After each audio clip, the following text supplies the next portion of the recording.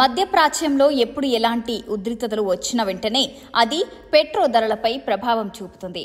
ఇప్పుడు Israel Iran యుద్ధంలో ఆ ఎఫెక్ట్ కనిపిస్తూనే ఉంది. ప్రస్తుతానికి అంతర్జాతీయ మార్కెట్లో చమురు ధరలు 1% మేర పెరిగాయి. ఇరాన్ రాయబార కార్యాలయంపై ఇజ్రాయెల్ యుద్ధ విమానం దాడి చేస్తుందన్న వివాదంతో మొదలైన ఈ యుద్ధం ఇప్పుడిప్పుడే తీవ్ర రూపం దాల్చుతోంది.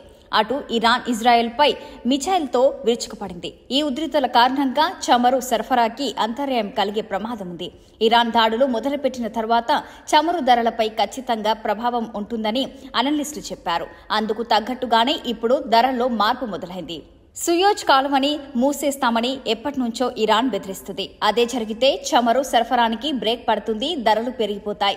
నిజానికి ఇజ్రాయెల్ గాజా యుద్ధంతోనే అంతర్జాతీయంగా చమురు ధరలపై ప్రభావం పడింది. ఇప్పుడు ఇరాన్ కూడా వచ్చి చేరడం వల్ల ధరలు మరింత పెరిగే అవకాశం ఉంది. ప్రస్తుతానికి బ్యారెల్ క్రూడ్ ఆయిల్ ధర $80 ఉంది. అయితే ఇరాన్ ఇజ్రాయెల్ యుద్ధం ముదిరితే మాత్రం దాదాపు $100 వరకు ధరలు పెరిగే అవకాశం ఉందని అంచనా వేస్తున్నారు.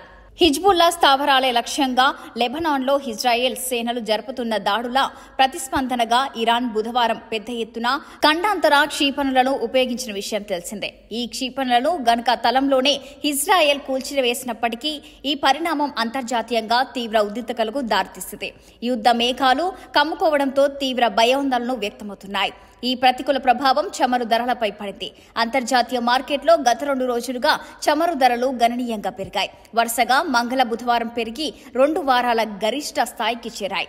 ఈ ప్రభావంతో ఇప్పటికిప్పుడు భారతదేశంలో ఇంధన ధరలు పెరగకపోయినప్పటికీ పరిస్థితి ఇలానే కొనసాగితే మాత్రం మన దేశంలో పెట్రోల్, డీజిల్ వంటి ఇంధన ధరలు పెరిగే సంకేతాలున్నాయని నిపుణులు అంటున్నారు.